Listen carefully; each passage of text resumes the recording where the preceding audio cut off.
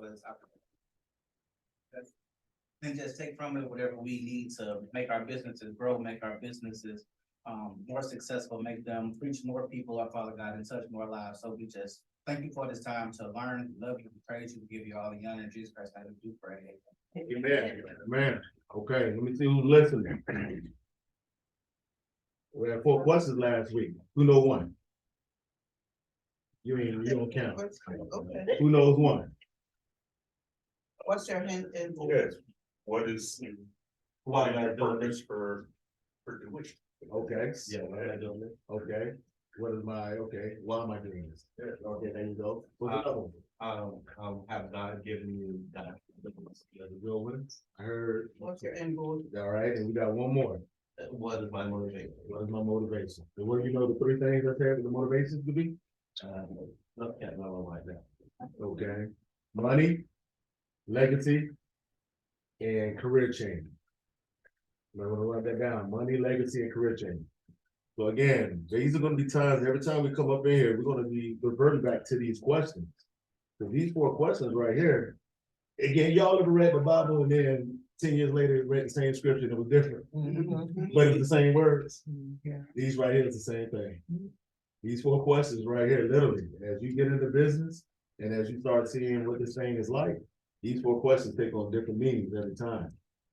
You know, so again, I wanted to, if you ever had them, especially for a new one, you know, those 4 questions that we have, or why am I doing this? Has God given me, have I asked God for guidance? What is my motivation? Money, legacy, or career change? And what is my end goal? All right. So let's do a recap from last week, because again, like I said, you know, I want to make sure that we got, it's one thing that you hear it, it's another thing to retain it, you know. So last week, what we discussed, we talked about starting a business. Was that helpful? Yeah, it was helpful. Okay, good deal. The last week, what we talked about actually starting a business, the cradle to grave. So right now, again, one thing about it, we can't say we don't know how to start a business. Now, let's go through what those things are, especially for our new friend back here. Anyone know the first thing? USP. There you go. All right, so what is the USP? It's a unique selling proposition. Okay, and what is a unique selling proposition? Whatever that sort of differentiates you from your competitors, think a little bit more. Unique. Hey, Vaughn, I think I need to be starting to get a check for this. Okay. You know, I'm putting it down and these boys are retaining it. Yes, sir. Yeah, okay, so we're talking about, there you go. I already will know. That's one of the verticals. Yeah, we talk about that, right? Okay, good deal. Great, great. So that's the very first thing. USP. You gotta have it. You gotta have it. Here's the thing, guys. Even if you have a business, even if you have an existing business right now, who has a business right now? Okay, great. You guys understand you can pivot and identify what a USP is, especially if you had a business over a year, over 2 years. Because the business that, think about it, from the time you had a concept to the time that business started, that done changed. Multiple times. You follow me? You're gonna constantly, be, strategizing and changing what the business is. So never get caught up in what that is. Again, that's a concept, but then there's also the end goal. So you can also look at yourself and just say, okay, now that I've done this business, now that I kind of, cut my teeth in it, I got my feet a little wet in it. What am I doing that's a need that's not being done? I remember somebody told me that one time. I actually started a football camp, and this is crazy because again, remember I told you, when I told you about Dave Williams, and I like to tell these stories because again, like I said, this is resonating and we're all godly people in here. So I started a football camp back in 2021, and God literally told me to do this. Now the funny thing about it is, he told me, he said, but you're gonna do it by way of it being a ministry. And I'm like, okay, now keep in mind, if you didn't know, I played football for 16 years. I love the Lord, but trying to get kids to come in and praise God, I'm like, man, I don't know how I'm gonna do that. So I remember so again, he told me basically what it was that he needed me to do. I'm going somewhere with this, guys. Because again, remember I said the second thing, Has you ever God for guidance? Okay, so he told me to do it. I said, okay, you said to do it, we're gonna do it. Man, we got the t-shirts, we got the location, and boom, we were ready to go. Only 2 people showed up for that football camp. Now keep in mind, I played football for 16 years. You tell, I was mad because I'm from Florida. I played from Florida. I thought it was a Georgia thing. You know what I mean? I was hating on y'all, you know. And because when things don't work, you start making excuses. You know what I mean? And so again, I actually only 2 people showed up. Now, these are people that in which I actually had a group of people that were going to help me with the camp. And you know how we are. You know what I mean? Almost like, okay, you ready for the good stuff, but when it turned bad, I ain't with him. You know? So I seen him crowding up and I seen him kind of laughing.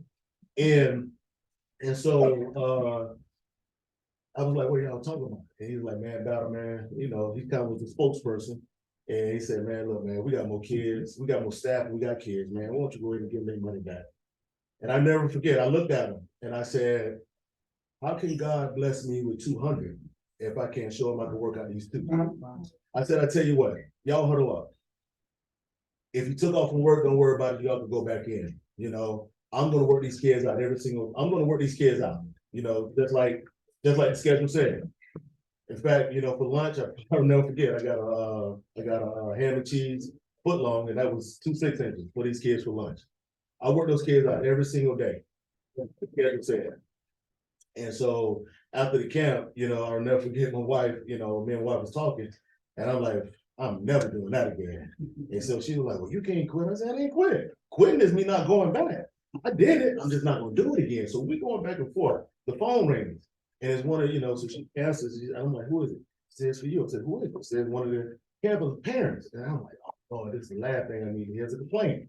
Right? And so she said, Coach Bat, I want to let you know that my son said that was the best football camp he's ever attended.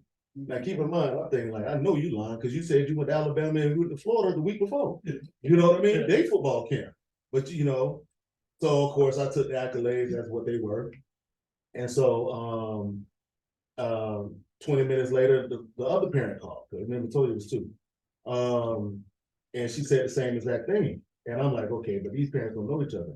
So lo and behold, I realized, okay, I can't quit. I got to go and do what I have to do to make this thing go.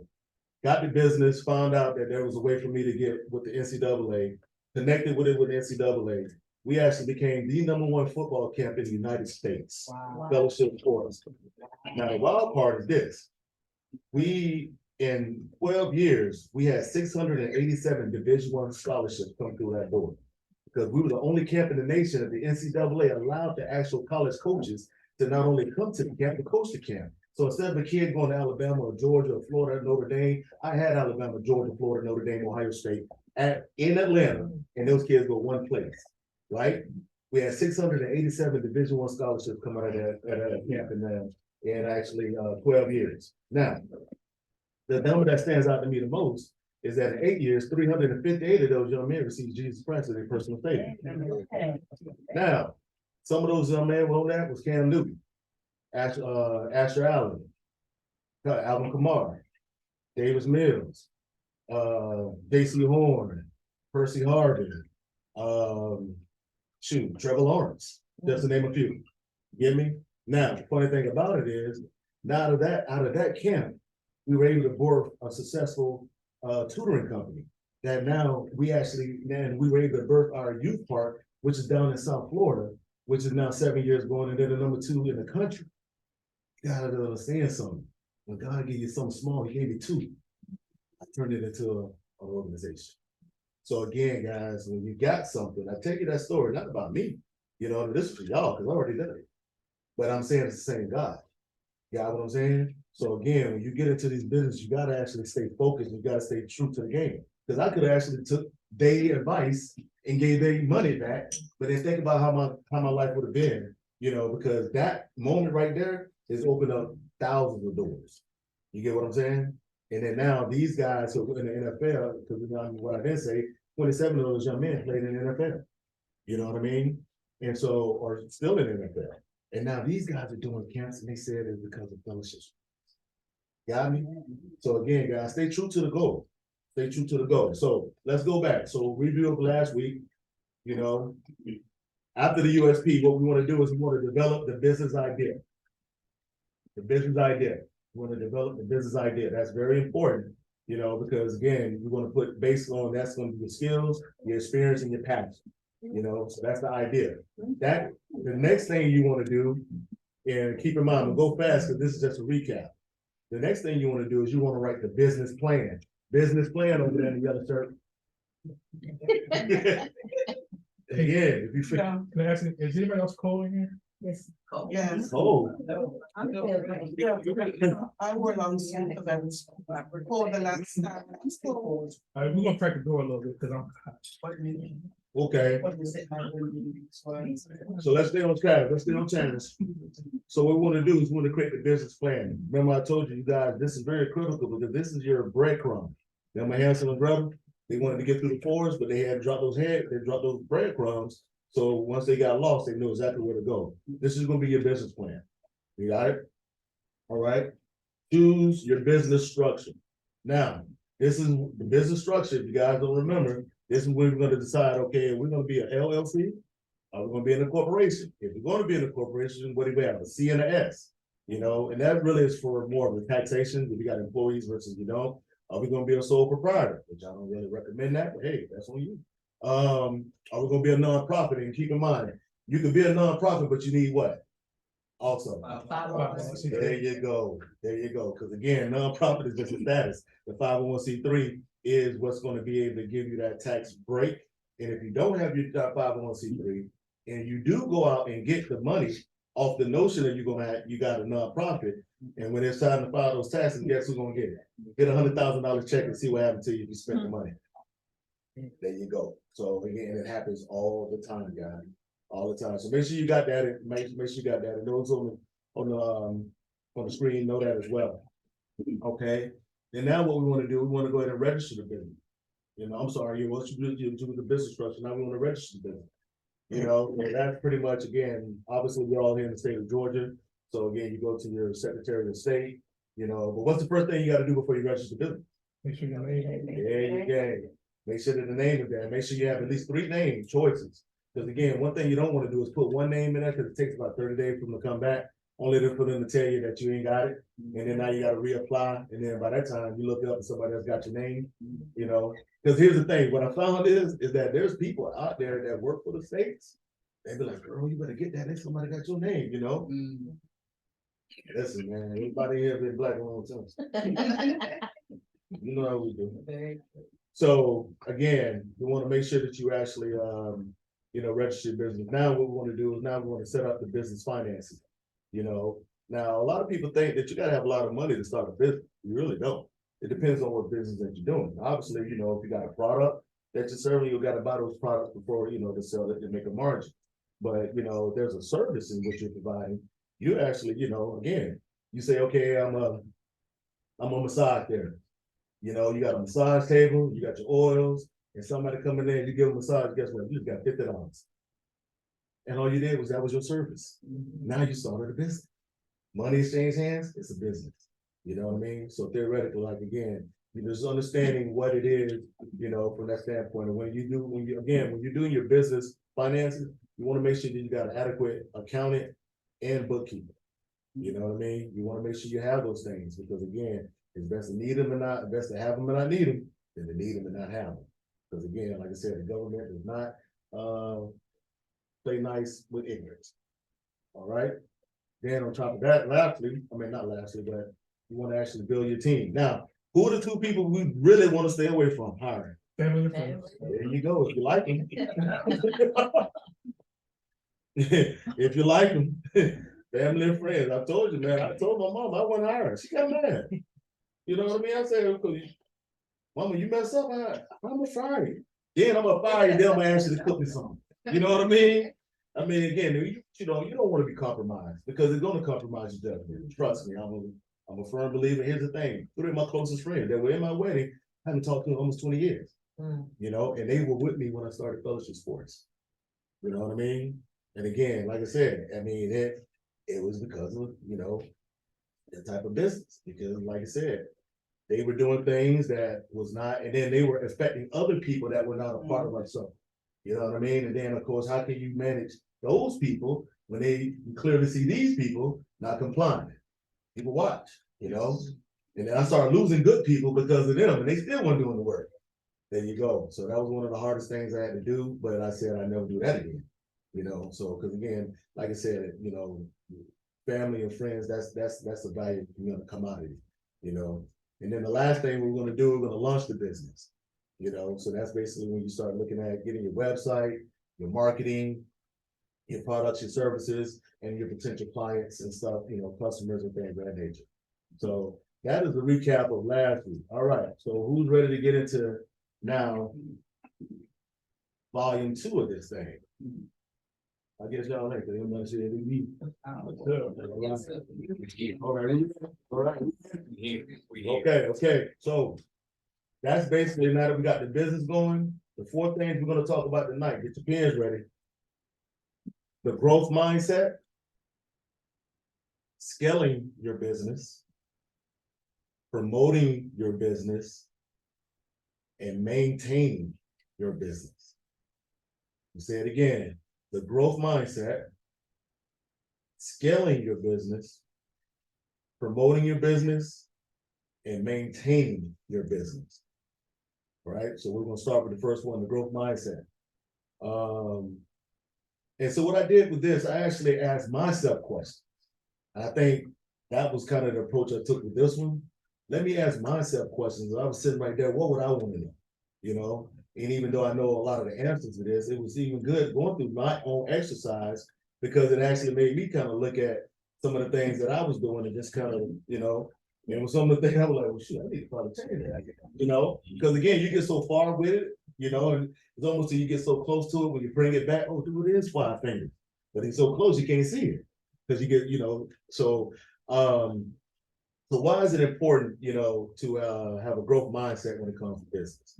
You know, basically people with a growth mindset, what they do is they're able to embrace the challenges that come with it. They're able to persist the obstacles that are going to come with it, you know, all the while learning from the criticism that is going to come with it.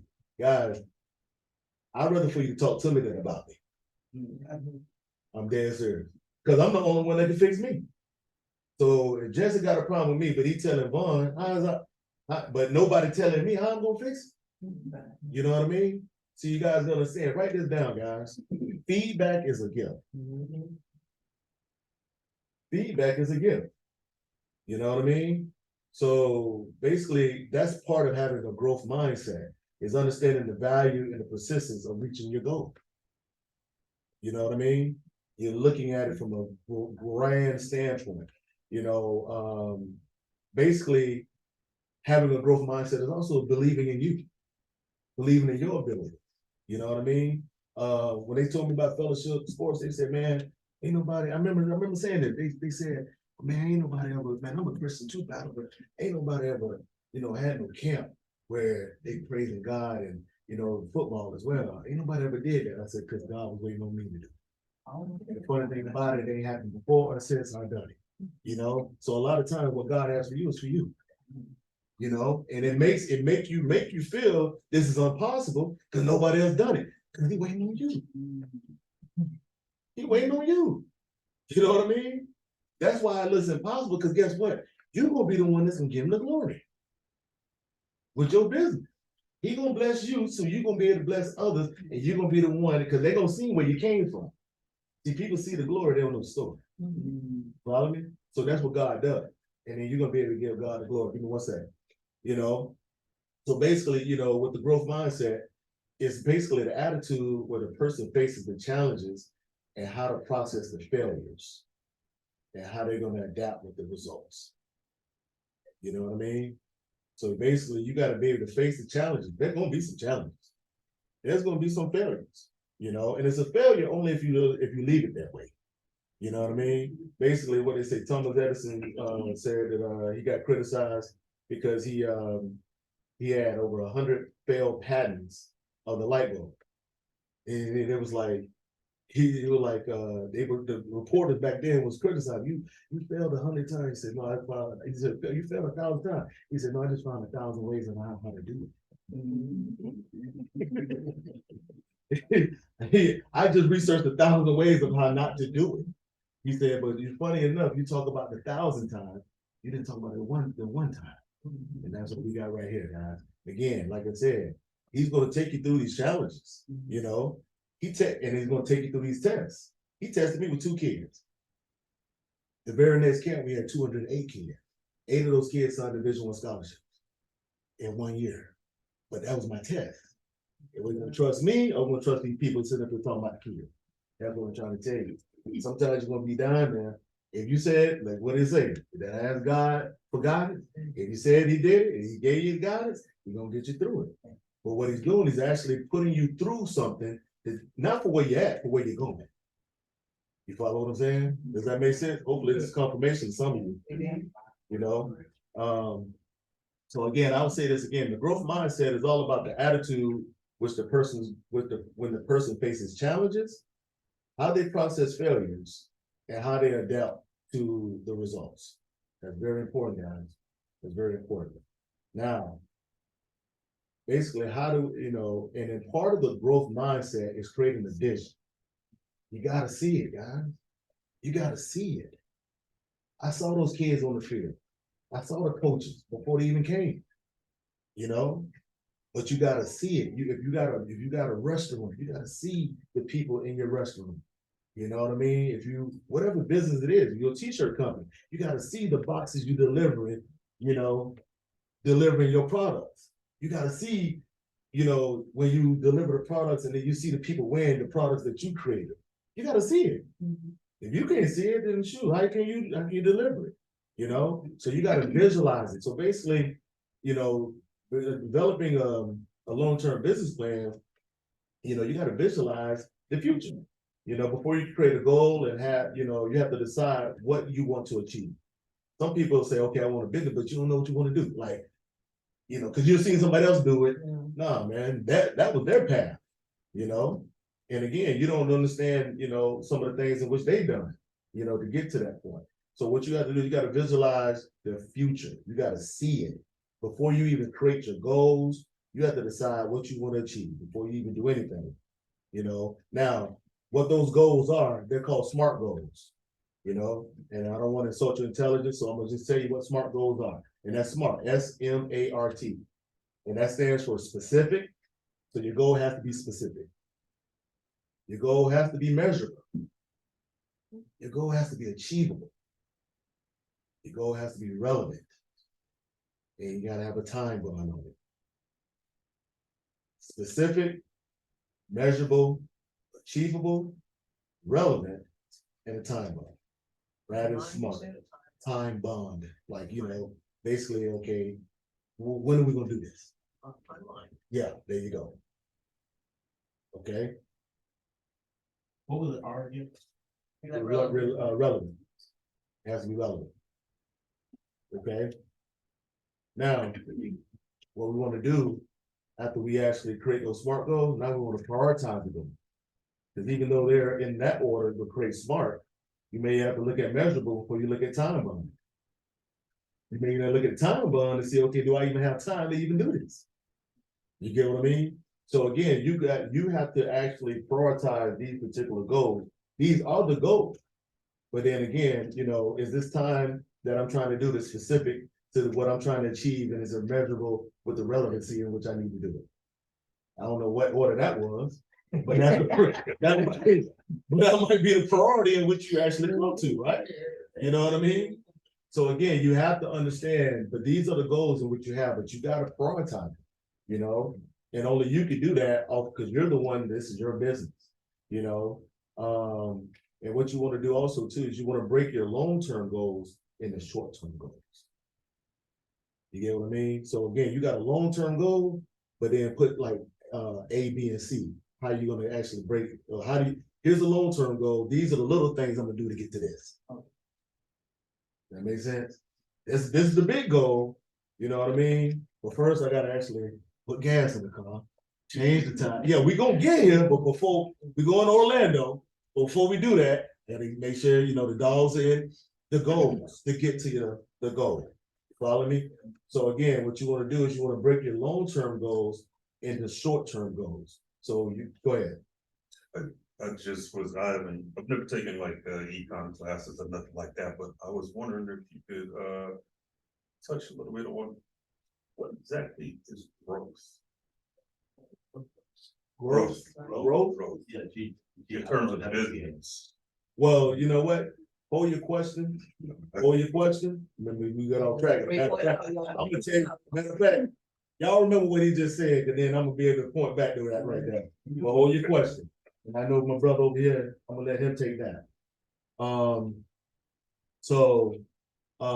Okay, so then after you do your long-term goals, make your long-term goals, short-term goals, what you wanna do is you wanna plan to track your progress. You gotta track, we gotta find out how to, you know, what are we doing? How are we trending? You know what I mean? Did we say we wanna get here in not 30 days, 60 days, 90 days? Okay, how are we trending? Cause right now, you know, we still doing the same thing in 45 days. We still, you know, do we need to, you know, shift? You know, so those are, you gotta plan your track of progress. Guys, this is one of the hardest things, but the most important thing about being in business. One of the hardest things, but I promise you, you're gonna have to do this if you're gonna be successful. You gotta be flexible. You gotta be flexible. And basically, you probably heard me say in the business world, that's called pivot. You know, you gotta be able to pivot, you gotta know when to pivot. And sometimes we can say, no, God told me to do this. Yeah, he did, but he didn't tell you to do that. You know what I mean? You know what I mean? So guys, y'all gotta sometimes, man, y'all gotta take God off the bench, man. Y'all gotta take God off the bench. God will be your cheerleader, he'll be your quarterback, but he'll never make you put him in the game. I do have a question. So will we get into like different resources later on in the classes? Like when we say track, is there like a digital platform to track? Like later on, when we get into things Yeah, like I mean- books and stuff like that. We'll definitely give you those type of things, you know. So the spread is. Yes, that's why I was like later. Oh, yeah, I mean, there's plenty of things in which we could actually give It it. depends on what you're trying to track too. You're trying to track your revenue, you're trying to track your finances. Well, no, You're he trying to just track said your progress, so progress that- against your goals. Okay. Yeah, so a lot of what you're talking about too is just journaling like you're doing now. I mean, you write down a goal and you constantly go back and you revisit those goals, Okay. you know, from time Asana to is time. also a good, just throw it out there, Asana is also a good platform to track projects. Cause I'm trying to steer from pen and paper, cause I'm a pen and paper girl, and we talked last week about all this pen and paper. So Yeah. I was trying to figure out. Oh, yeah, the digital platform. So see, But no, But no, I'm just I saying. didn't say a lot out. I use Microsoft OneNote. All of my notes are Microsoft OneNote. So I can access those from any platform, right? but you also want to make sure that whatever platform you're using, if you got a team, that they That is set them available well. to them as well, Yes. Yeah. What was that? or at least the parts of them you want. Asana, ASANA, and you can actually invite people to projects on there. Mm, Asana, ASANA. Okay, so no, that's a good question. So again, you know, and again, like I said, we'll come back to that growth piece in a second. But y'all got that as far as now that right there is a growth mindset. That's the growth mindset. Everything right there, basically, if you look at the growth mindset, everything starts here. You know what I mean? Everything starts here. You know, if you get your body, if your mind can conceive it, your body can achieve it. Real talk. I told you, man, don't ever let anybody tell you that you can't do anything. I can do all things through Christ. Literally, I've spoken in existence. I'm gonna be a millionaire. I'm speaking. As a matter of fact, here's the thing, guys. You're gonna be a millionaire when you get $1 million. Let me help you out. You don't be a millionaire when you get $1 million. You know, and studies have actually shown. Studies have actually shown the reason why 80% of the lottery winners on any level, whether it be millions or 100,000, they go broke within let's say 8 months of receiving. They have no idea what they're gonna do with the money when they get it. They have no idea. If you start thinking about, you gotta start writing that into existence. You know what I mean? When I, not if. You gotta start using those words. You gotta speak it into existence. When I do this, this is what I'm going to do. And write it down, because again, God gonna hold you accountable to what you wrote. Because again, when you got money, you got a whole lot of dreams. When you get money, you got a whole lot of options. And those two are two different things. You know what I mean? Everybody want to give when they get it, but then like, ooh, nah, but you wrote it down. You feel me? I'm being real with you. I'm being 100. You know, so again, guys, you gotta start visualizing that. All right, we good? All right, so basically, now we want to go into scaling your business. And if you don't know what scaling is, that's another thing of growing, making it big, you know. Going from the kitchen to an office space, from office space to office building, to Amazon. I mean, that's, hey, he did it. He sold books out of his garage. Use textbooks. He did it, used textbooks Yeah. out of his garage. Again, like I said, the guy who started Uber, he just got too many DUIs and he said, well, shoot, maybe somebody else needed a ride too. And that's what he did. And he was giving his buddies rides. Ain't that crazy? And he didn't even do it for money until they realized they paying me for that. Shoot. They called him on his phone. He came. And he was a software engineer. And the rest is history. He's worth $4 billion at the age of 42. Yeah. Like I said, they ain't doing nothing different than we can. You know, what I say the difference between doing and not doing it. Doing it. There you go. All right, so basically scaling the business. What are some of the common mistakes? This is big, guys. What are some of the common mistakes we make when we try to scale too quickly? That right there could actually bite you. That could be one, yeah. I mean, budgeting, I mean, that's another. Don't have clientele to support. Oh, sound like you done did that, huh? He was specific with that. No, I mean, again, when you get into, you know, when you start to grow too quickly, you know, what happens is this, you start losing sight of what the vision was. Cause now you're making money and now you're trying to keep out how you're gonna keep making the money. And then theoretically, that's when, you know, the demographics, you know, that you had, you start, you know, going to where the money is it versus stands true to the target market. Cause again, like I said, that may be where it is today. You know, they want jerseys today, but tomorrow they want t-shirt. But the tank top, but the tank top is what you know, yeah, but everybody want the demand. So you gotta stay true to what it is. The scaling, what it does, it gets you off track. When you're scaling too hard, too fast, it gets you off track. So you gotta make sure that you ensure success. Let me get through these real quick. Like I said, again, you will get sidetracked with new ideas. You know, that's number one. You can't get sidetracked with new ideas because, all right, let's say if you, I don't know, shoot, I'm trying to think of a business. Like say like people who do vending, and they do like t-shirts, that's what they do. But then all of a sudden they go to a convention, they see one table selling keychains. They selling a whole bunch of keychains. This table right here, they selling, you know, yo-yos. Now all of a sudden now you get into that, you know, you get yo-yos and all of these right here, you know what I mean? And keychains. That's not, there you go. That's not what you do. That's not what you do. So you get sidetracked because you're looking at what everybody else, stay true to yours, you know, especially when you say God did it. You know, Example for you. what's that? A good one. Chick-fil-A and everybody else. Everybody else, McDonald's and all these, first they started with hamburgers and they said, okay, well now we'll go to a chicken sandwich. Let's go ahead and throw some pies in there. Why don't we put some toys in it? And let's why don't we get a fish sandwich? And why don't we diversify that? We got investors and we got all this place that we're gonna stay private. Chicken sandwich, chicken sandwich, chicken sandwich. And that's gonna be here as well.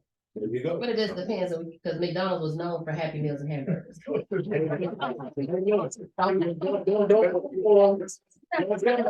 years in, so you can't tell me about McDonald's.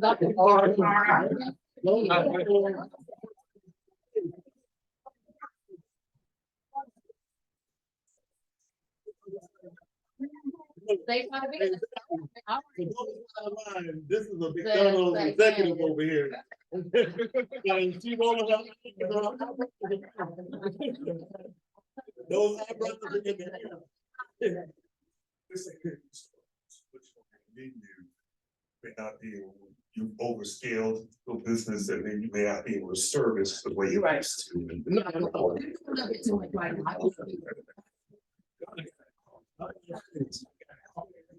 I'm sorry, buddy. Let's bring it back in, let's bring it back in. Let's say it online, so when you guys respond, do you speak up a little bit so the people online can hear you? Oh, okay, that's what it's saying, okay. Yeah. Oh, can they hear me? They hadn't said they can't hear the speaker. Oh, Yeah, yeah, you good. okay. Yeah. All right, so basically, again, like I said, you wanna get, you wanna stay true to the game, cause again, you get sidetracked with new ideas. And new ideas will always keep you at the starting blocks, cause you're always trying new stuff, you know. Next one, you wanna, you can fail to prioritize. You can fail to prioritize. You know what I mean? You can fail to prioritize. You gotta prioritize, guys, you know. The second one, third one, you can lose track of your goals. You can lose track of your goals. Scaling too fast, you can lose track of your goals. Because again, you're gonna go where the money at. But that right there could be short-lived, it could be temporal, you know. The next one, you may fail to test the market. What I mean by that, again, you're going to this, you're targeting this market. And then here it is. Now, this market's over here. You don't really know nothing about it, but you kind of following into those, those footsteps. Listen, man, stay true to your thing. Stay true to your thing. You might another thing too is, you'll get sloppy with your processes. You can be sloppy with your processes because like I said, when you are in it, you kind of lose track and you get unorganized. You start looking for stuff, things of that nature. That again, and I'm going from experience, when you scale too fast, you can hire too quickly, because you're hiring to the actual demand, not to the need of your business. You follow me? You can hire too quickly, because then that's the worst thing to do is let people go. And that can kill your business too. That'd be in root 3. That'd be in volume 3. Then on top of that, you can overwork your employees because, like I said, by not having a true vision and not having the processes in place, you're giving them work, but it ain't productive work.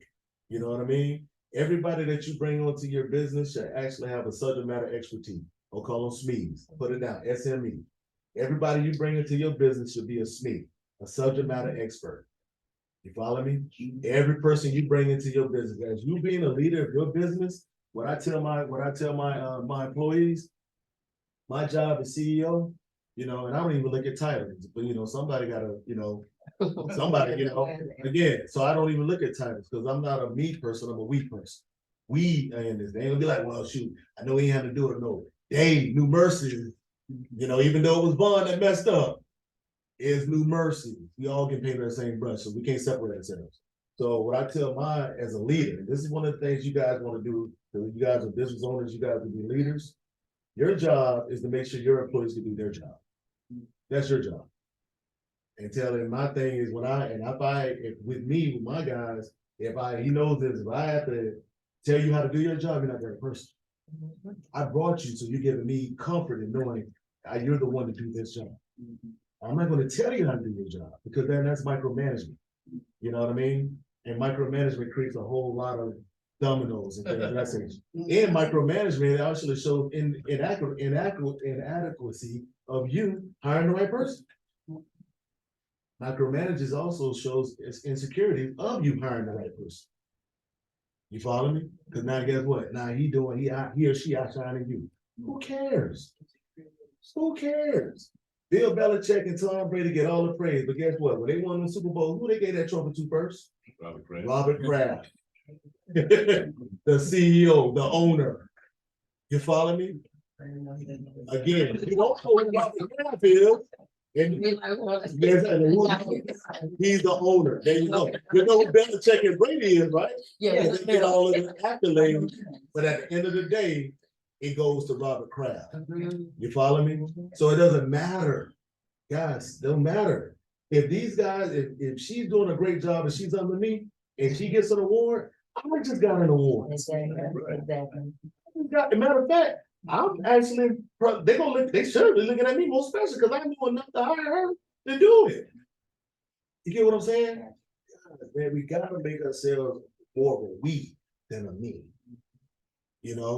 And once you start getting out of your way of that, and then you're gonna create an environment that these people want to be a part of, right? And then the last one over there is failure to do adequate training. You're just rushing people in. You ain't even train them on the system. You ain't train them on the process, and they just, you know, again, like I said, panic comes in because then you haven't trained them. It's in your head, but you ain't tell them how to do it. But then you get mad because they ain't do it. You follow me? Yeah. I got one for that one, and it's not McDonald's.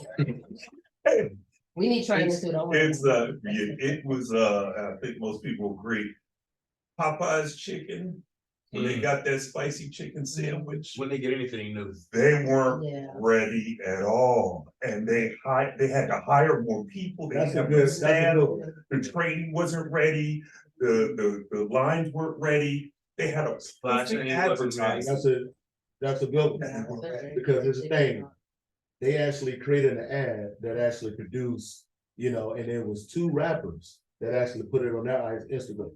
You know, 2 rappers that put it out on their Instagram and it blew up.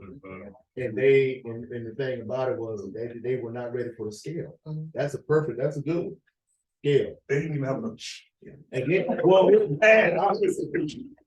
that's scale. That's scale, because again, like I said, and then what did it do? If you look at the ratings, you know what I mean? It hurt them at the end. And you know what it did? It helped Chick-fil-A, because those lines. But here's the thing, though, it was able to get through. It was efficient. It was efficient. Efficient. You got me? There you go. So no, that was a good one. That was a good one. So let's keep it going, guys, because we got a lot to get through. Okay, so how do we, and then keep in mind, these are questions I ask myself, and this is how we're doing the lesson. How do we know when it's time to scale your business? And what are the indicators? What are some of the indicators to look for?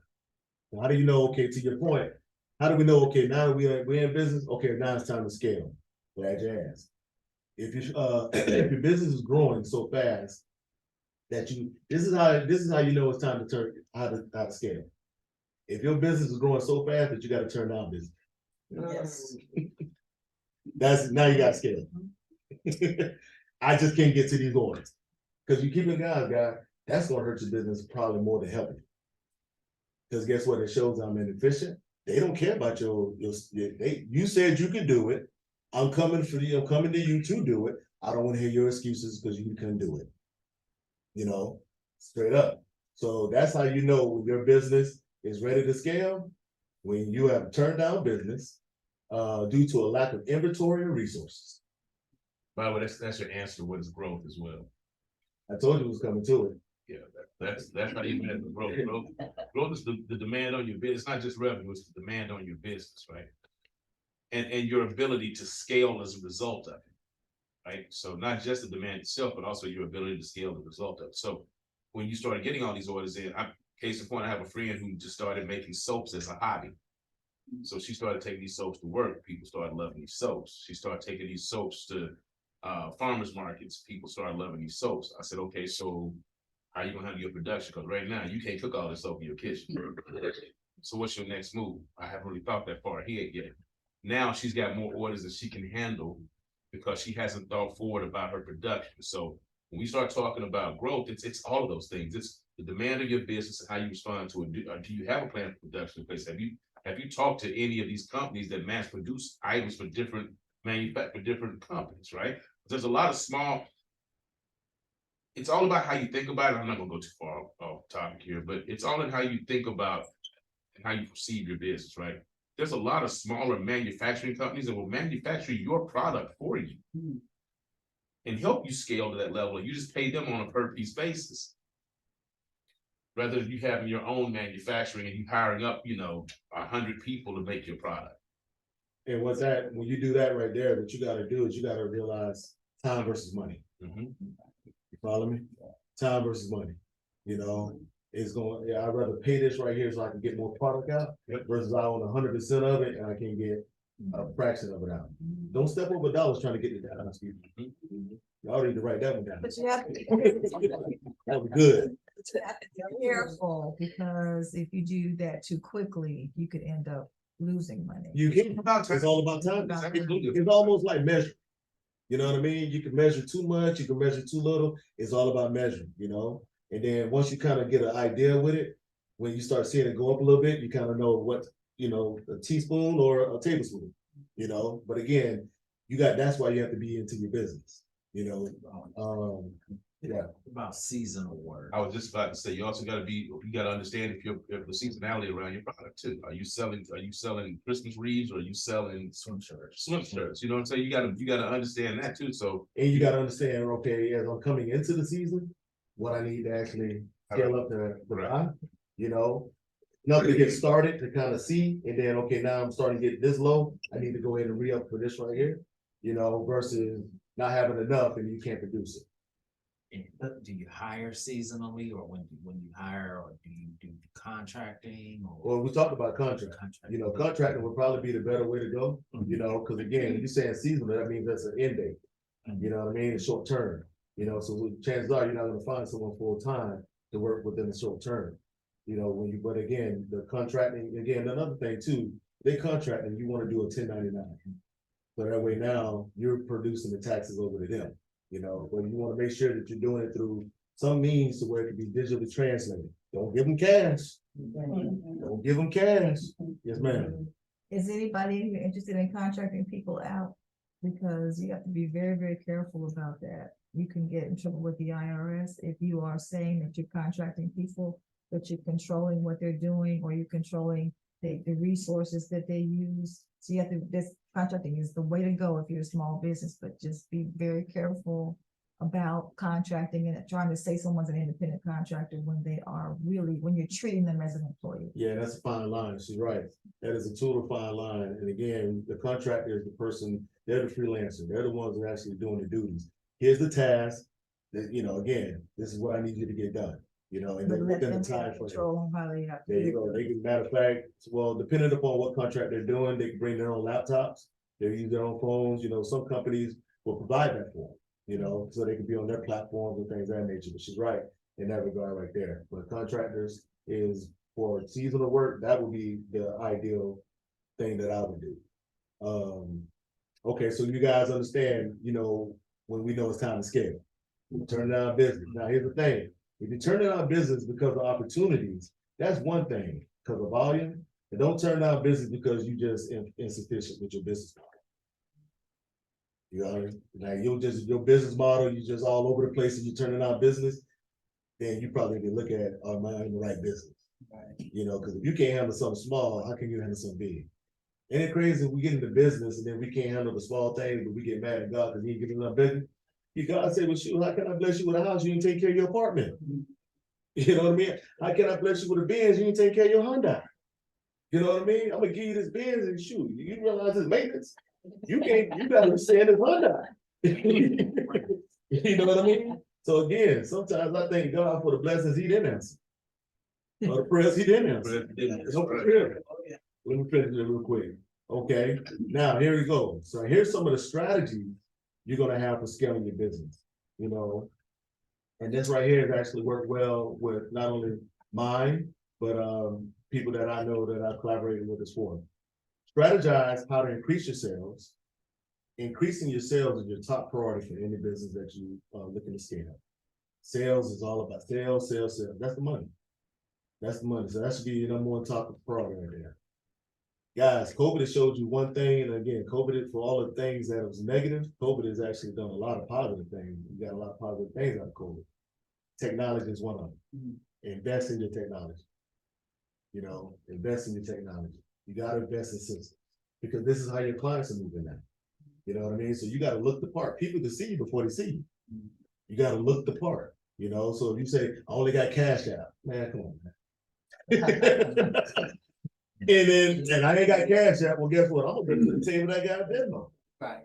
You feel what I mean? I'm gonna go to the table that got PayPal. You gonna force me to go and download Cash App? No. And you want to make sure that when you got the people in front of you, you want to create the point of sale. You gotta don't go, well, let me go to my car and get this. No, you gotta do it right now. You feel me? You got to do it right now, whatever it is to get that sale done. So again, you got to invest in your technology, and that's all digital technology, digital currency. You know, expand your team according to your market needs. That's what we're talking about. Some of these, you know, your seasonal things. You know, but you want to expand your team according to the marketing needs.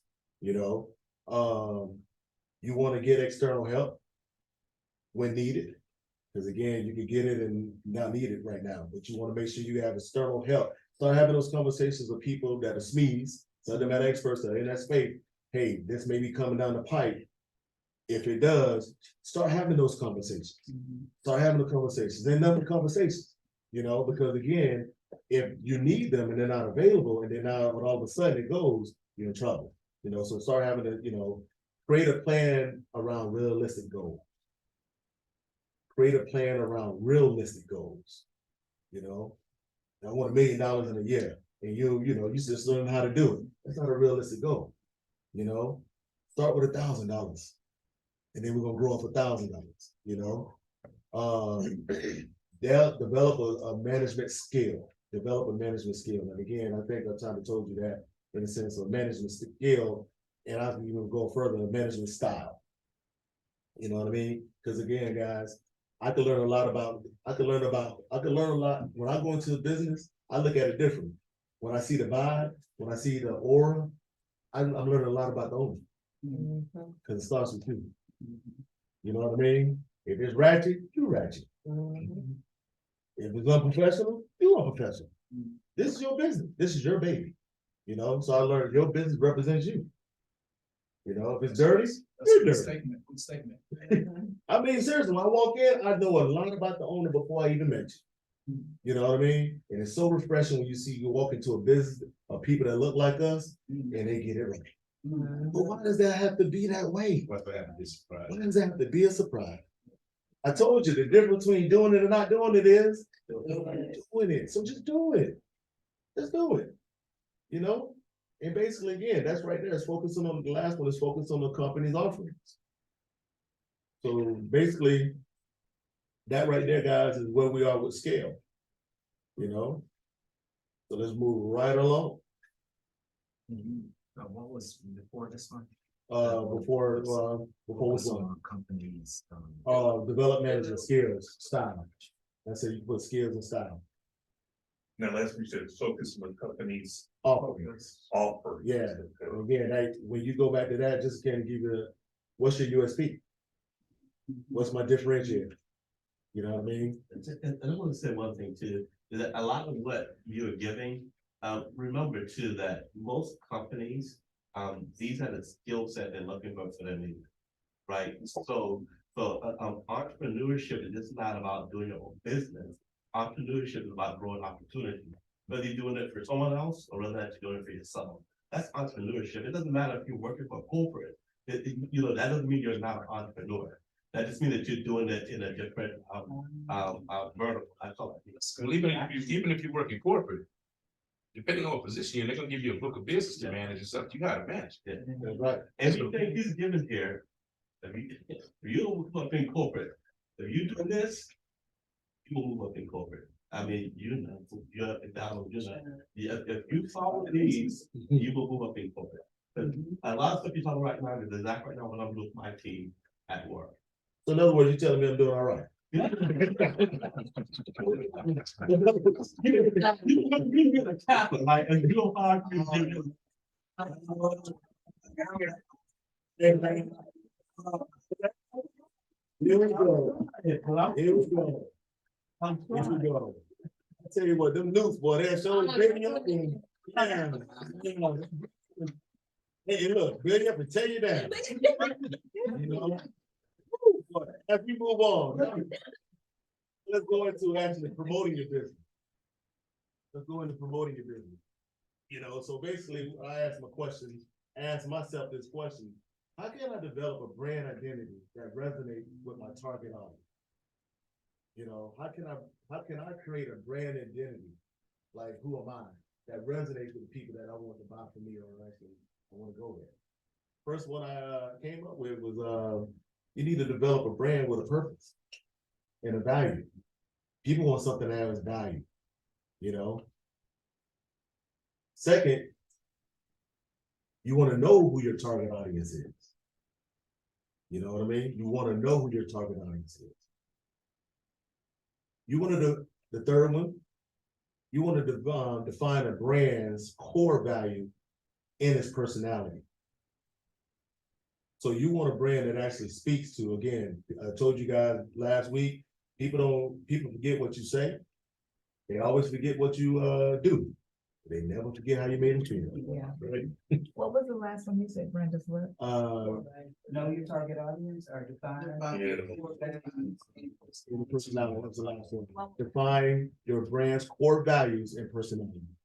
Can you repeat number one, please? Define the brand's purpose and your value. You know, why we're doing, what is the purpose of my brand? But again, like I said, there's certain brands that are out there, when you see it, you just, cause maybe a connection with your childhood. You know what I mean? Maybe it was connected with a song that you heard when you, it's something that you want to resonate with your brand, you know? Okay, now, this one right here, get your pens out. You wanna create a SWOT analysis. You wanna create a SWOT analysis. I'm not gonna sort your intelligence, so I'm gonna tell you what it is, and we'll go that way. The first one, the S is strengths. The W is weaknesses. The O is What's W? weaknesses. The O is opportunities. And then the T is threats. So when you coming up with your brand, you want to bump your brand against those things there. What are the strengths of these? What are the weaknesses? What are the opportunities that my brand creates? What are the threats? You know, and not only the threats that your brand possibly could do, because it may, even though you like it, it may have a negative connotation. You know, or it would have done now, we in the time, you know, we in the time of everybody has a say, you know what I mean? So basically your brand, even though you love it, and I love it too, because we got God in it, you gotta kind of look at that too now. You know what I mean? I don't think God really has a problem with that per se. You know, but if you know, well, I'm just gonna do it because you know that I'm a Jesus. Okay, well, here's the thing, you gotta look at your target audience. I'm being 100. You know, listen, that ain't got no dealings with how we love God. But if you're trying to sell a certain thing to a certain group and it has crosses in it and Bible verses in it, again, you know, and you know, so again, you gotta just be able to pivot from that. And I've talked to some people that just like, I ain't sold anything, and I'm like, well, look at your, you know, and look at the people you're going after, you know, but now this is okay. Well, here we go. It's all right. So number 5 on that is you want to develop a unique visual identity. You know, your brand, your logo, you want it to be unique. You know, so where it's recognizable, you know, it's easy, you know, and again, people visually kind of connect with it. You know, you want to develop a brand style guide, and I put that in there late today because I think that's important. And basically, a brand style guide, if you don't know, is basically like a set of standards that defines your company's branding. You know, you know, stuff like there you go, taglines, you know, things like that, color schemes, you know. So again, you're right. You want to create a consistent brand voice. No matter who's saying it from your company, they all say the same thing. You follow me? So when I say, okay, what's this business? Everybody should be able to say it the same thing, no matter what, who they talking to, no matter when. Everybody saying the same thing. He can't say this one and over here, but they got the same shirt on. You know what I mean? That's killing the brand. You know? So you want to make sure that that brand is consistent. And then you want to create a memorable tagline. You know, just do it. Who said that? Mikey. There you go. You're in good hands. I'll say, there you go. I mean, hey, it's the truth. You know, I'm loving it. It was gonna do.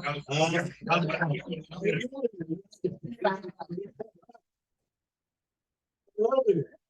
So again, these are memorable taglines, but yet it brings you back to what? The brand. The brand. Okay. So let's go on. Moving on.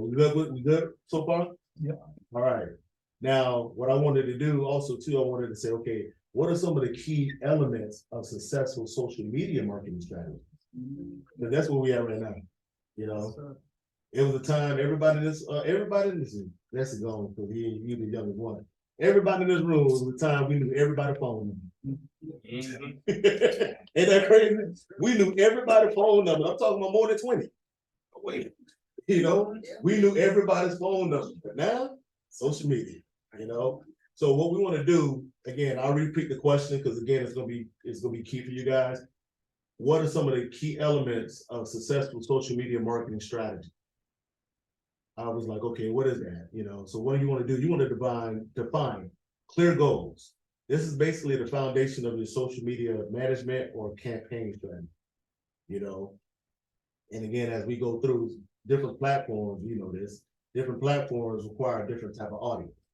You know what I mean? My daughter already say, man, Dad, hey, Facebook, I ain't on that. You know?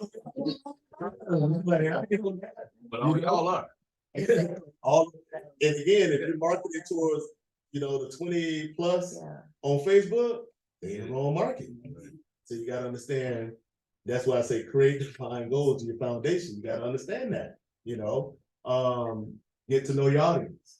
The audience on Facebook is not the audience on IG. You know what I mean? And in fact, they kind of get offended if we on IG. You know what I mean? And I would say this too, the audience on IG is not the audience on LinkedIn. Yeah. Absolutely. You know what I mean? Or TikTok, Or TikTok, or Snapchat, and all of the or others. Twitter. You got a different audience, you know, a Pinterest, right? Pinterest, yeah. Okay. So you got a different audience in all of these different elements, and you gotta know exactly. And here's the thing, the crazy thing about it, guys, you can still sell your product. It's a messaging. It's the messaging. You can still sell your product. It's the messaging. That is correct. You got what I mean? But again, like, so don't get it twisted because you can't sell your product. You can, you just gotta actually, you know, one, you gotta, you know, speak clearly. The other one, like, yo, you know what I mean? But, but you gotta be able to coexist. Something gotta make yours different. There you go. There you go. All right. So the next one, what you want to do is after you choose your audience, you want to choose the right platforms. You know what I mean? LinkedIn is more business oriented. You know, Facebook is more, you know, laid back and social. IG is more, I don't know. You know what I mean? I got an IG because I was told I needed one. I still don't know how to post. You know, but I have people that post for me. You know what I mean? There you go. You know. All right. So then what you want to do is you want to create a content bank. Content is everything, guys. Content. There's nothing more. There's one of my biggest pet peeves is going to a website and it says 2021. Oh, wow. Or grammatical error. Grammatical errors. But the content does not change in years. Years. Like, but yet you're telling me, again, remember I told you guys, people see you before they see you. Exactly. And then you got people like us in this room, we're gonna look at, before I spend my money with you, I wanna know who you are. Exactly. You know what I mean? You said you good, but you know, and that again, man, that's not a clean site. Exactly. So content, you always wanna have content ready to go, pictures, you know, something that you're doing. You got to. Again, I'm a behind the scenes person. My friends told me I'm the Russell Simmons of the group. I'm behind the scenes. But you know, with certain things in business, now they're putting it out in the forefront. You gotta have the pictures because people want to see who the person is behind the product. You know what I mean? Why you laughing? I'm laughing because I just told you that the other day. That part, you know. So again, people want to see the person behind the product, you know. Yeah. And you want to be able to, and again, like I said, when they're in the age of content, who is she? Who is he? You know, how they moving? You know, they want to connect. That's content. I'm connecting with you. I'm connecting with your business, right? All right. So then now, after you create your content bank, and the content bank is basically the frequency in which you're going to be sending stuff out. You know what I mean? You're going to do it weekly, daily. I mean, again, it's on you. Whatever you to start, you know, you got to keep it up because people are going to be looking for it. So yeah. Just one quick side note, real quick. Something we missed earlier when we were kind of talking about, point of sale and how you capture what you're capturing your point of sale. Make sure at your point of sale you're capturing data. Because part of fast forward to now to where we are now, you also want to be able to keep people abreast of your next move. So especially if you're running like a retail business. Hey, we're gonna be at case in point. And the food trucks, Lady B. Oh, yeah. All right. She is doing it. She blew up. But how did she blow up? She started out just food trucks in different places. What happened? On her social media, everybody knew what she was going to be. Everybody that went out and liked her page, she's tagging them. She's tagging these people. These people, she's letting people know what she's gonna be. At her point of sale, she's asking, would you mind sharing your email address? Would you mind if we SMS you? Because with that, now you've got a mailable audience that is subscribed to your content that you can now reach out to and contact directly.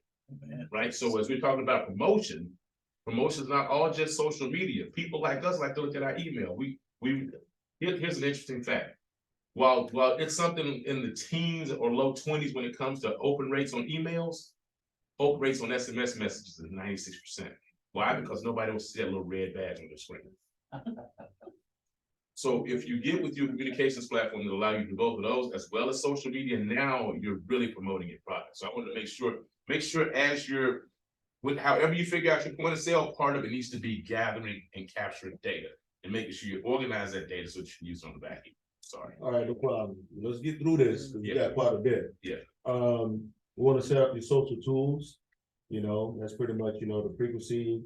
And again, you can set up your social tools to where when you put your content in, it by the calendar, the date, the time, it's already putting it out into these particular areas, and there's several of them out there. You want to set up your analytics. That's what we were talking about. Because the analytics is basically telling you how you're trending. I'm getting 100 likes on Facebook, but I'm getting 1,000 likes on IG. I think I need to focus more on IG. You know what I mean? I'm getting 500 on LinkedIn, but I got 2,000 retweets on Twitter. I need to the analytics to tell you where to go, because it's telling you where your audience is. You know what I mean? But then also too, it tell you, your analytics to say, okay, I'm only getting 100 likes. But I'm doing over here. What am I doing? Not doing over here. So the data is definitely real key. And then what you want to do is you want to allot a budget in your tasks. So a budget, in the sense of like promoting on these particular sites, because again, they do have these opportunities where you can promote, and it's constantly putting your ads, whatever you create, in front of your consumers. You know what I mean? So you want to probably look at that as well. Part of marketing, right? Yeah, it's part of your marketing. Absolutely. All right. So then basically, how can I measure the success of my marketing efforts in the metrics? You should be tracking. So he just said it, the overall impressions. That's a metrics. The overall impressions, your lead generation response rates. So when you put it out, how many people responded? That's telling you, okay, am I in the right spot? Your cost per ad. Okay, if it costs me $5 an ad, and then I'm just giving an example. Yeah. It costs me $5 an ad, but I'm getting $30 in sales, then I'm in the right spot. If I'm constantly putting out $5 ads and I'm not getting any return on that, I probably need to put my pole in another area of the lake. Not to say that that's a bad lake, I'm just on the wrong side, and I'm not, from that standpoint. So cost per ad, yes. Hey, when I do a social media marketing, I've done it before, and the word impression come up. What's the difference between impression and views? Like they seen it versus impression. What's the difference? So an impression, that means that's not only did they see it, but they clicked on it, they took an action beyond just viewing it. Right? So you're gonna have a lot of views, but how many of those people are actually gonna interact with the brand once they view that ad? Okay. Did they take that ad and go from there to your website?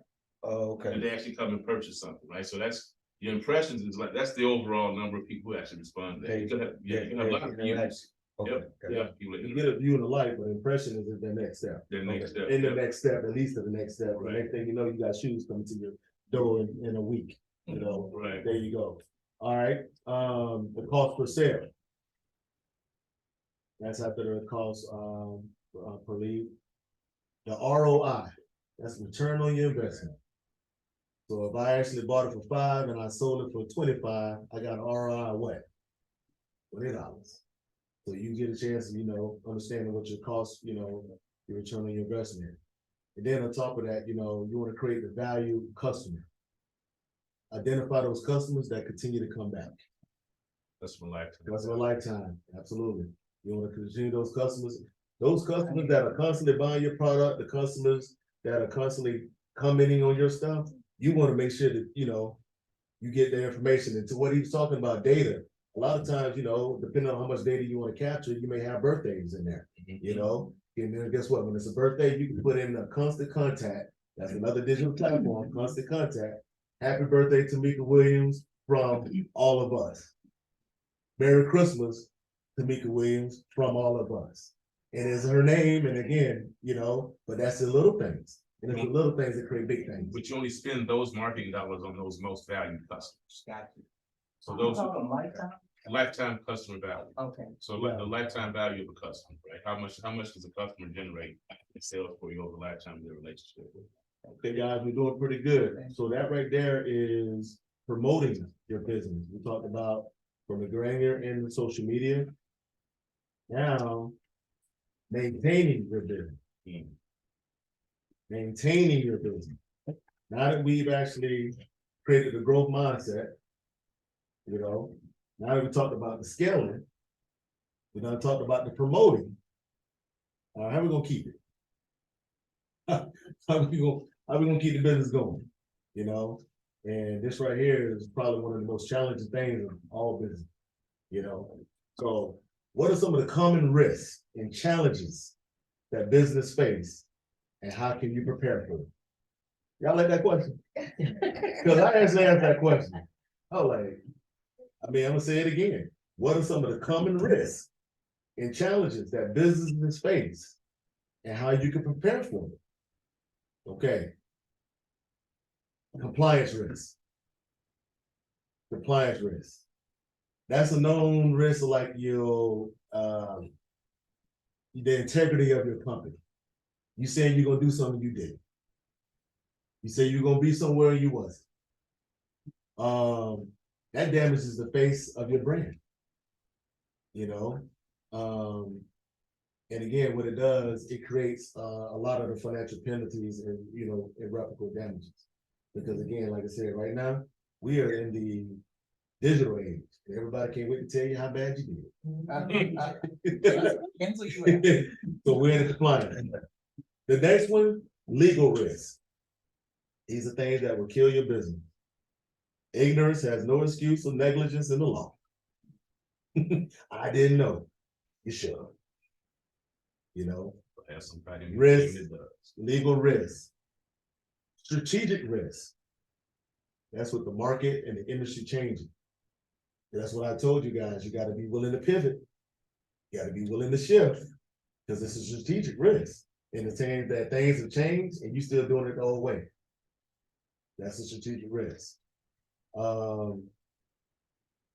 Human risk. Hiring the wrong staff.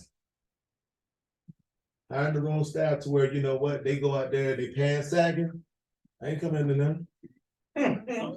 I ain't coming in there, especially if it's when you around food. You know what I mean? I mean, for real. And your food can be good, and you can be clean. You can have a naughty on the thing. You can't unsee that. You know what I mean? Financial risk. Spending way too much, not having enough to spend on what you need. Financial risk, finding that balance. Security risk. Fraud is at an all-time high, guys. I mean, I can't tell you right now, if your number's not in my phone, I'm not picking it up. If it's important, you'll leave a message, I will call you back, or I get a text, but I'm not picking it up, Cybersecurity is the #1 threat to companies right now in small business. Cybersecurity, it is the #1 threat. And right now, they got a whole bunch of time to actually come after your business. So these are some of the risks right now that I would say that could actually be challenges that you're going to face and you need to be prepared for. But these are things that can actually minimize. Now, the next question to that was, how can I maintain the agility and adaptability of my business while still staying competitive in a changing market? Let me say it again. Don't worry about it. Let me get it to you again. How can I maintain the agility and adaptability in my business while staying competitive in a rapidly changing market? The market's always changing. Give you an example. Y'all remember the Blockbuster nights? I don't know anybody else. Let me give you an example of Blockbuster. Let me read it to you one more time. Read it to you one more time. How can you maintain agility and adaptability in my business while staying competitive in a rapidly changing market? Give you an example. I got a friend who was an executive at Blockbuster. He and I was smoking cigars, and he told me the story of how Blockbuster fell, went down. Y'all remember when, okay, y'all remember Blockbuster, right? Okay, everybody here, just remember Blockbuster. He said red bar. Just say red bar. He said Blockbuster. And matter of fact, red bar DVDs, what? That part. Yeah. Exactly.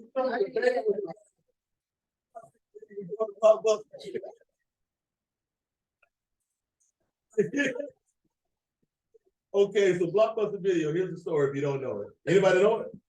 Okay, here you go. So Blockbuster Video actually, obviously, was the #1 video company in the world, actually. And they were the #1, you know, they led. And there was just two individuals that came to them and said, hey, we got an idea, you know? What these two individuals were doing, they were getting with magazines. And y'all remember those magazines where they had the little things in the back, you could rip it out and you could pick your movie, you know, then you send it out and then they bring it back. And then, okay, that was those two individuals there. And what it was that the magazine started seeing how much money they was making, that they were charging them way too much, you know, for them to keep up. So these guys were like, you know what, shoot, we could just go to Blockbuster and say, hey, you know what, we have a digital platform where we could actually put all of their movies in our digital platform, and we'll still, you know, and they'll buy, you know, they could buy us and we'll still be Blockbuster. Blockbuster turned them down. And then money off late fees. there you go. You heard me tell you that. Okay. I heard the story. Okay. So there you go. So basically, the reason why they turned them down, y'all remember when if you didn't rewind your Blockbuster Video all the way, they charged you $2. And they were making way too much money on late fees to actually make it digital. Because that means now I can't, so they didn't see the future. And I told you, gotta see the future, guys. Gotta see the future. So what happened was these two guys came to him again. They said, okay, what we'll do is instead of putting it, you know, instead of putting it on a digital platform, we'll create an app and they could actually just get it directly from their own homes. And we'll still call it Blockbuster. They said no. What they did was they found an investor that liked it, and those two individuals started Netflix.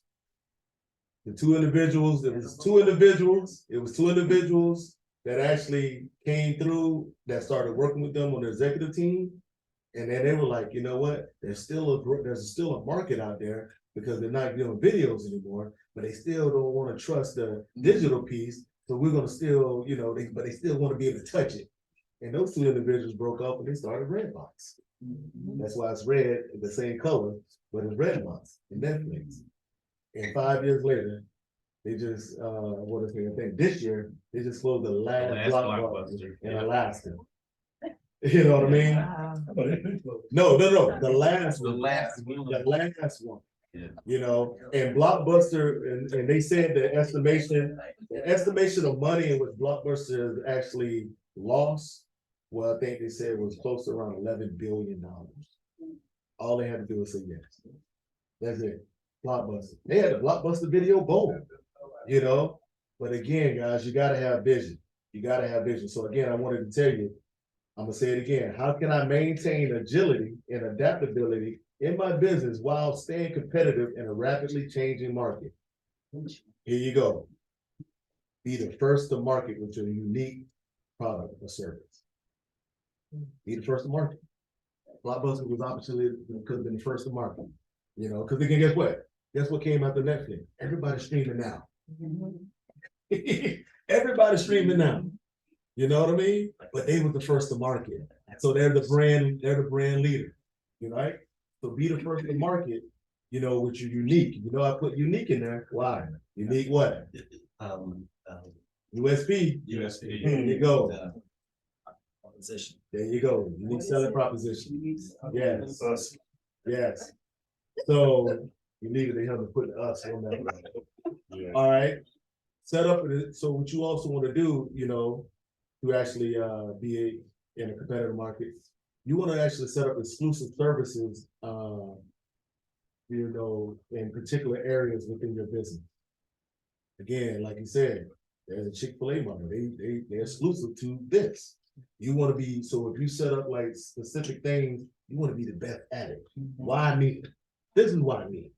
You know what I mean? Not because my food is good, all the other things before you even get to the food. The food is extra.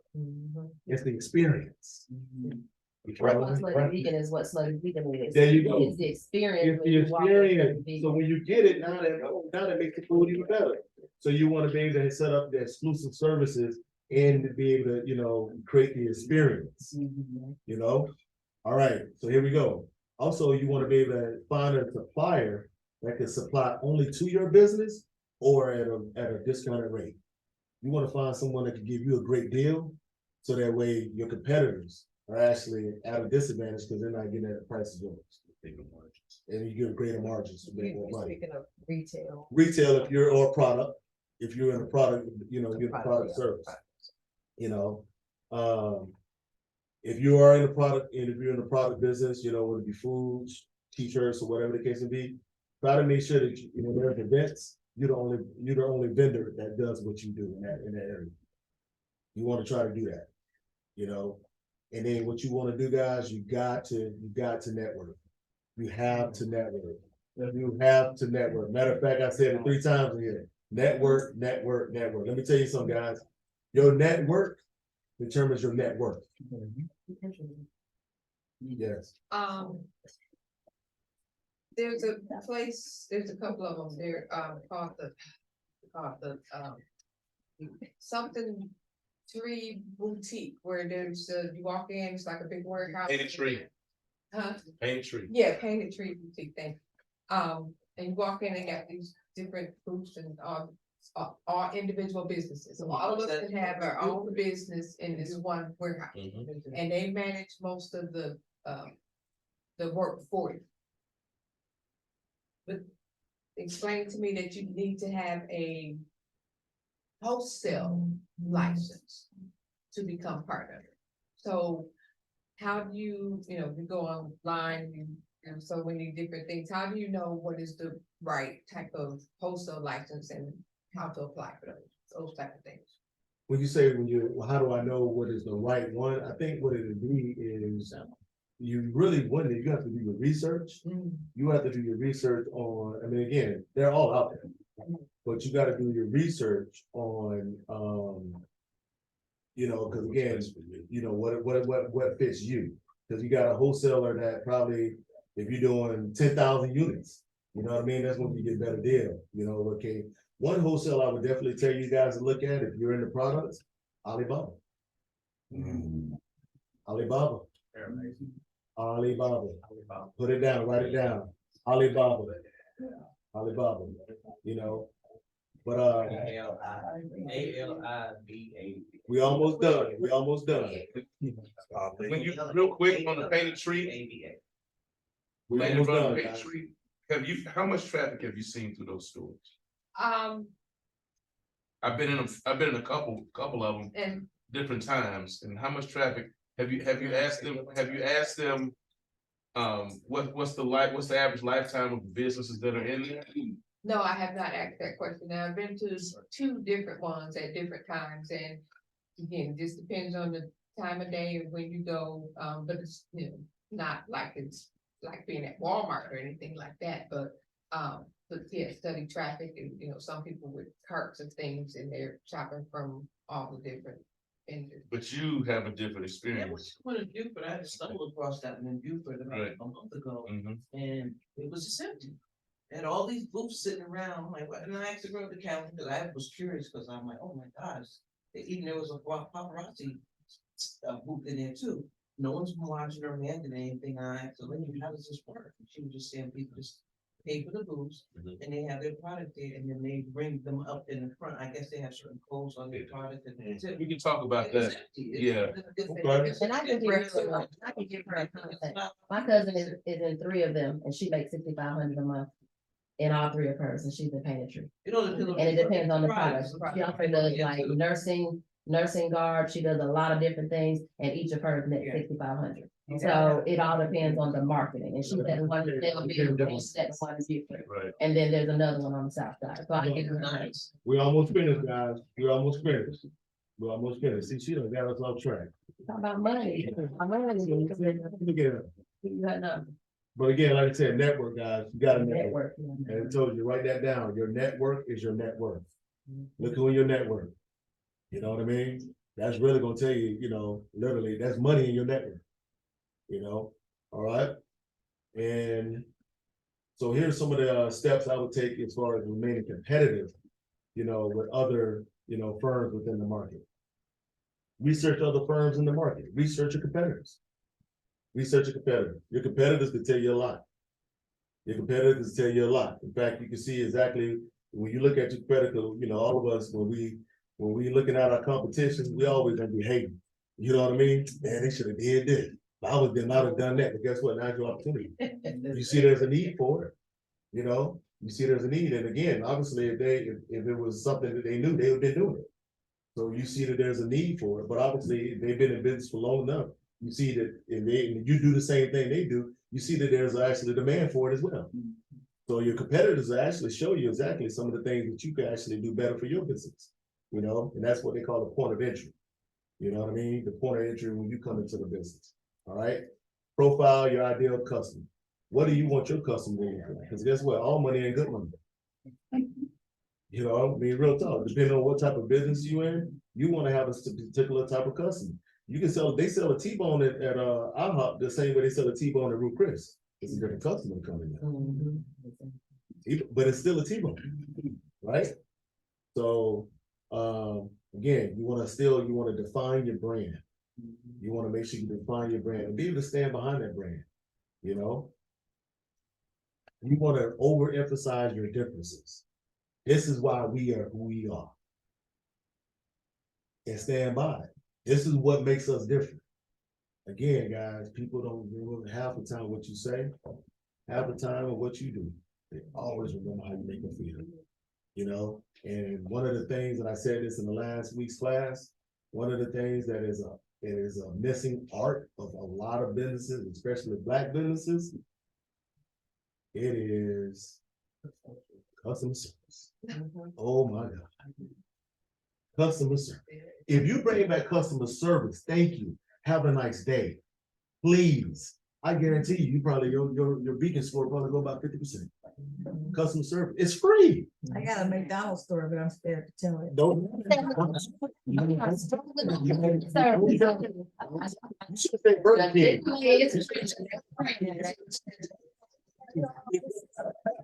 We are struggling. I will give it to you. But like I said, customer service. Because again, they gonna remember how I They feel. do. A lot of times, and the research has shown that people frequent frequent establishments, even when the meal was not as good. Yes. Because of how I felt, the ambiance, they were accommodating with, you know, so I just know not to get the hamburger next time. I get the sandwich. But guess what? I'm going back. Customer service, guys, bring it to your fold. It's free. It's free. You know what I mean? It is free. Bring that back. Continue to develop your product. And the last thing on that is you want to overemphasize your employee satisfaction. What I mean by that, when people feel good about where they're at, they're gonna be good, they're gonna do good where they're at. You know what I mean? When people feel good where they're at, they're gonna perform good where they're at. Treat people with respect, guys. Treat them with respect, treat them with dignity. You know what I mean? We just got through it, guys. How we doing? All right, so let me leave you with this, and we'll open up for a few questions. I know we have time. So this is the takeaways that you guys are gonna have for this. And again, like I said, you always want to bump this against all your four main questions. Keep those handy, your four main questions. But, so basically here it is. Now, what is my next steps? That I'm gonna continue to grow, promote, and maintain my business. That's what you guys gotta write down. That's your homework. What are my next steps? That I'm gonna continue to grow, promote, and maintain my business. Okay? The next one. How can I stay motivated and accountable in implementing these strategies over the long term? I'm gonna say that again. How can I stay motivated and accountable in implementing these strategies over the long term? And I will tell you guys honestly to find scripture, because there's a lot of scripture, business scriptures that are out there that can help you with these things. But my scripture right here, and I use it in business, I use it in everything. Philippians 4:13. I could do all things. He didn't say some things. He didn't say most. I can do all things. And I promise you guys, that's the one thing I've learned. The one thing I stand by. And he's never failed me. He's never failed me. And here's the thing, he didn't even delay me because it was times when I got mad because I wanted it when I wanted it, and he didn't give it to me when I wanted it. And I realized later on when I got it, thank God you didn't give it to me when I wanted it. You know what I mean? Because I wasn't ready. I wasn't ready. So again, guys, some of the things what I do, I've stopped putting time limits on my tasks. I took my time limits on my tasks. I want to do it by April of 2024. Nah, that God gave it in April of 2026. No, he gave it in July of 2026. But because in April 2024, had he gave it to me, May of April 24, all this happened. Purpose, right again. Are you saying 24? No, I'm saying the future. I'm Oh. saying the future. I'm saying that on purpose. Okay, I'm saying it on purpose, but meaning that I got a goal and I'm gonna set it for April 2024. okay. Follow me? But it may come in April, July 2026. Perfect example. I had 3 barbershops in 2019. 3 in a franchise. And all of them were packed. 10 chairs. $250 a chair. Times 10, times 3. That's what I made a month. That's what I made a week. Think about it. That's what I made a week. 3. No, total package. I had 3 of them, 2019. Finally got the right team, because I'm gonna tell you, Barber Gang, if you want to know about it, we'll talk about it later. It's a taxing. However, finally got the right team.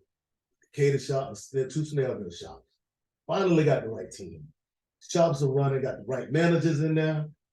Whoo, boy, now I can enjoy myself. And in December 2nd of 2019, God said, okay, I'm ready for you. You need to sell these. You need to sell these. God, are you serious? I finally got it. You need to sell these shops. I told my wife, I think, I can't believe it. I think God's telling me to sell these barbershops. He said, you better listen to God. Good one. Second week, I started looking at brokers. Third week, we listed my shops. Listed the shops on Monday. By Wednesday, I had 6 offers ready to pay, each shop ready to pay full price. Came in, did on Thursday, Friday. We actually came in and we started doing the walkthroughs and everything. The following week, that's Tuesday, I accepted 3 of the offers.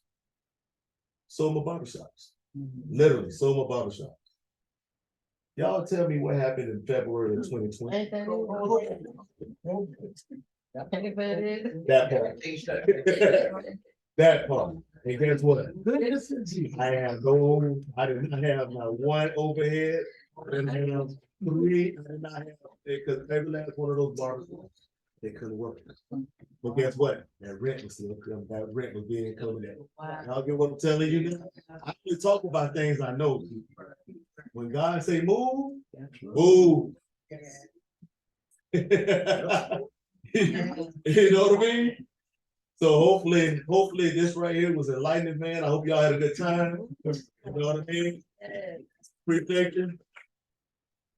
We're gonna go ahead and pray us out real quick, because again, like I said, we definitely over time and I hope, but we had a lot of stuff to get through, you know? Jay, you wanna pray us out, man? Sure, bow our heads. Father God, we thank you for this evening. We thank you for the blessing of the word shared with us today, the knowledge that's been shared with us today. Father, we now pray that you give us all safe travels home, Lord, and we pray that this information sticks, Lord, and you show each individual in here the purpose and the meaning of the information specifically for them. We thank you, we praise you, we love, honor, and adore you, Lord, in your precious son, Jesus' name we pray. Amen. Amen.